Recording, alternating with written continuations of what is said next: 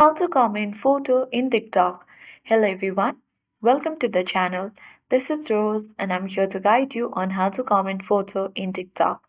Watch the video till the end and without any further ado, let's dive right into the video. First of all, launch TikTok app on your device. Make sure to log into your account. Now you have to simply choose the video where you wanna comment photo. Once you have selected, tap on the comment icon at right corner of the screen among the icons. Simply, you need to tap on add comment and in the comment section, you should see a camera icon above your keyboard. You have to tap it, then choose gallery. Select the photo you want to comment with and you need to tap down at the top right corner. But in case if you don't see the camera icon, then you need to make sure that your app is up to date. If not, head towards Play Store or App Store and search for TikTok app.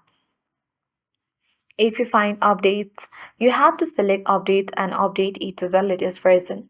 But if this is not the issue, then you need to make sure to subscribe our channel for further updates and notifications about TikTok. If there is any features available on TikTok in order to comment photo, then you will know from our videos. So that's it. I hope this guide was helpful.